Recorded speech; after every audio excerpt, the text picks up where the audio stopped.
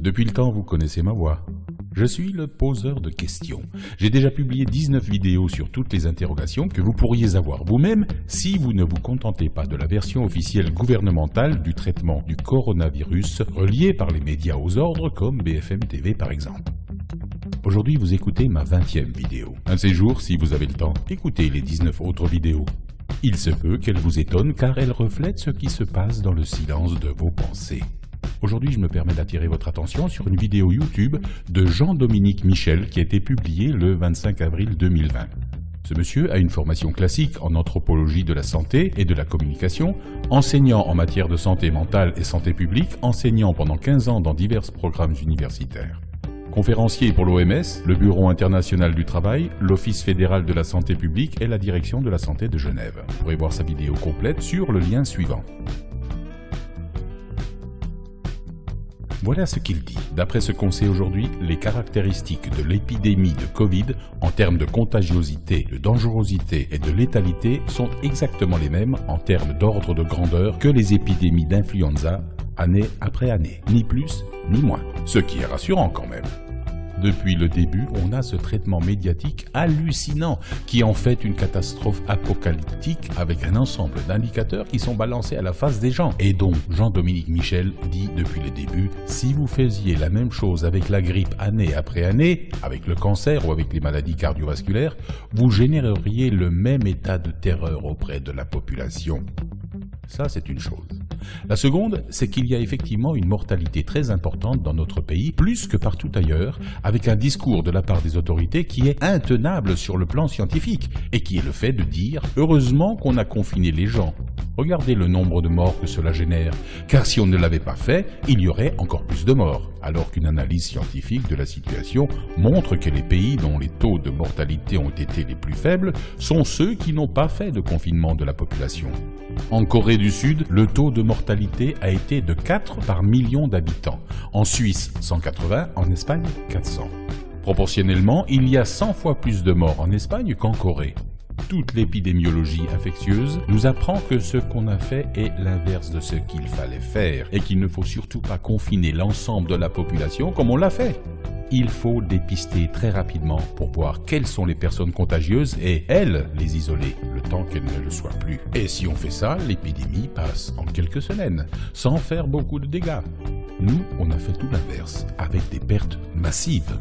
On en conclut que l'essentiel des morts du Covid sont des morts politiques. Ce sont les conséquences d'une politique sanitaire imbécile et létale. Ça a tué des milliers de personnes. Des décès étaient évitables si on avait agi intelligemment. Les autorités viennent nous dire de façon scandaleuse « Regardez à quel point le virus est dangereux », alors qu'en fait, il n'est pas plus dangereux que le virus de la grippe. On est donc dans les zones de malhonnêteté intellectuelle et de perversité. Dans des vidéos précédentes, je vous ai dit plusieurs fois que le gouvernement s'adresse à la population comme on parle à des petits-enfants. Je voudrais revenir là-dessus car si nos gouvernants se contentaient de la réalité, ils feraient beaucoup moins d'impairs qu'ils n'en font. La réalité, c'est qu'ils s'adressent à des adultes, sains de corps et d'esprit, qui ont un sens de jugement tout à fait normal. Voyons les choses en face. Tous les êtres humains ont le même cerveau. Certains ont la chance de pouvoir enrichir celui-ci avec des doses de culture plus ou moins importantes. C'est biologique. L'être humain ne sait rien faire qu'il n'ait appris. Si vos parents ne vous avaient pas appris à marcher, vous vous baladeriez à quatre pattes. S'ils ne vous avaient pas appris les valeurs de base, vous seriez inapte à vivre en société. Je vais même aller plus loin car c'est mon domaine professionnel. La première fois de votre vie que vous entendez un mot que vous n'avez jamais entendu de votre vie, il se transforme en un simple bruit ou un brouhaha. Si on vous le répète une seconde fois, vous l'entendez cette fois-ci normalement. C'est comme ça, c'est la loi de la nature et personne n'y peut rien.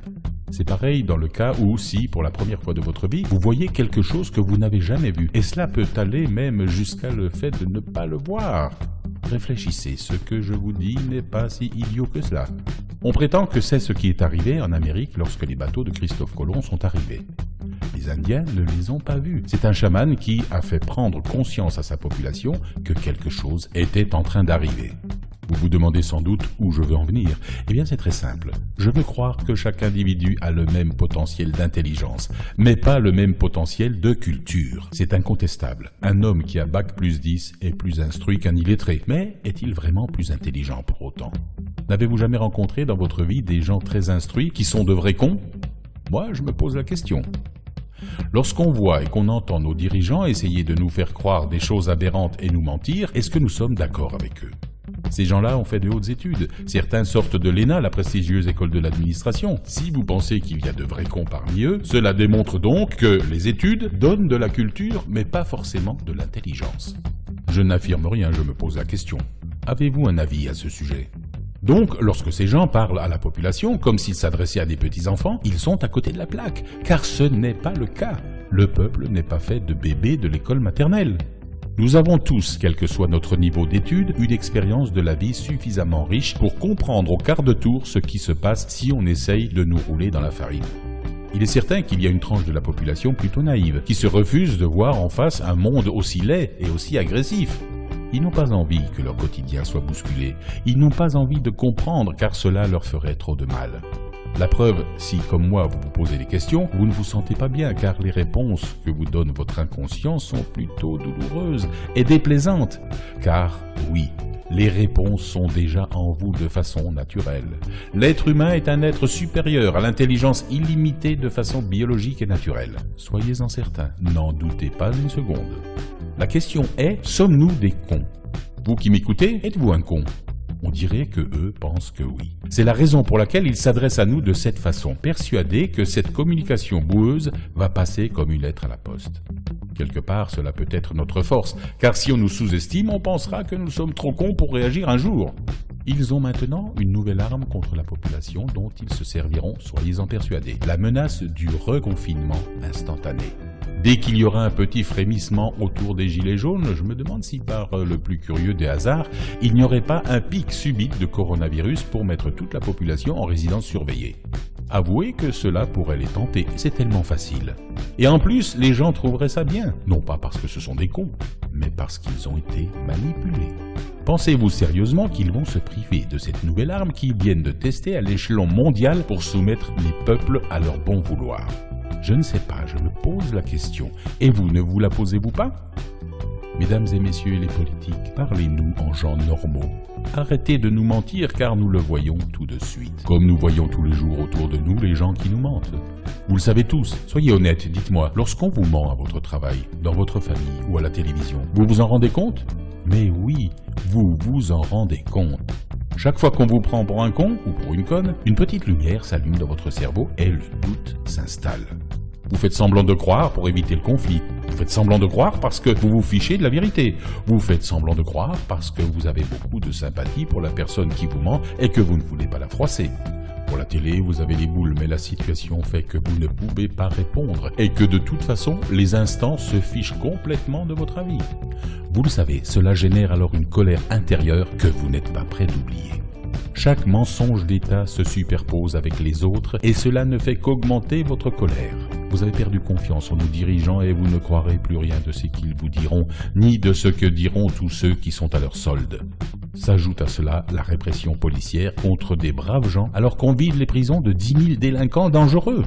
Je voudrais ajouter que beaucoup de policiers ou de militaires pensent la même chose, mais ils font leur boulot, ils sont obligés d'obéir aux ordres, c'est leur métier. Eux aussi font partie du peuple, eux aussi ont des familles qui souffrent du système, eux aussi sont soumis aux mensonges d'État. Ils sont le dernier rempart entre les politiques et le peuple. Ils le savent, mais ils n'en pensent pas moins. Donc s'ajoute ce confinement idiot approuvé par la population manipulée. S'ajoute le comportement de nouveaux petits flicaillons improvisés qui dénoncent le pharmacien qui a vendu des masques, qui se retrouve en prison, qui aident à la répression de ceux qui ne restent pas chez eux. S'ajoutent aussi les maires de certaines villes qui en rajoutent aussi pour taper sur la population et rendre plus pénibles les conditions de vie. On dirait qu'il y a une compétition entre eux pour se faire bien voir de l'État. Oui, mais moi j'ai établi un couvre-feu. Oui, mais moi je chasse ceux qui respectent pas le confinement à l'aide de drones. Oui, mais moi je mets des flics partout pour coincer ceux qui sont sortis prendre l'air. Oui, mais moi j'en ai coincé un qui est sorti pour rejoindre son père mourant. Je pourrais en citer encore plein d'autres, mais ce serait trop long. Et vous en connaissez tous de ces maires zélés qui veulent se faire remarquer favorablement par leur dieu Macron. J'ai eu la désagréable sensation en entendant le nouveau slogan à la mode du « restez chez vous », comme si c'était le même concept que « je suis Charlie » ou autre. Cela sent la manipulation à plein nez. J'ai même un doute sur les applaudissements tous les jours à 20h à l'adresse des personnels soignants. Pensez-vous que cela peut être une nouvelle manipulation insidieuse gouvernementale ? Voyant que BFM TV en fait la promo, cela réveille ma méfiance. Comme le confinement, c'est quelque chose que les gens font volontiers et trouvent ça très sympa. Vous me direz, quel intérêt ? Je vous répondrai qu'avant la crise du coronavirus, le personnel hospitalier a manifesté parce qu'il est sous-payé et parce qu'il travaille avec des bouts de ficelle dans des locaux délabrés. En réponse, ils ont eu du gaz lacrymogène et des coups de matraque. Alors pour combler les carences de l'État envers eux, les faire applaudir tous les soirs par la population à 20h, ça fait toujours plaisir aux gens qui ont l'impression de les aider. Et puis ça coûte pas bien cher. Enfin je ne sais pas, je me pose des questions. Et vous, qu'en pensez-vous ? Donc nos dirigeants, voyant que nous sommes aussi faciles à berner, pensent que nous sommes des cons. En réalité, les gens sont très gentils. Cela ne veut pas dire qu'ils soient cons. Les politiques abusent de cette gentillesse, mais cela crée de mauvaises vibrations. Il y aura forcément un jour ou l'autre un retour de bâton sous une forme que j'ignore. Mais souvenez-vous bien, tous ces gens qui nous piétinent disparaîtront sans doute aux prochaines élections en 2022. Leurs malversations, leurs abus de pouvoir resteront collés à leur personne jusqu'à la fin de leur jour. Dans 2 ans, ils passeront aux archives, on ne peut plus les voir.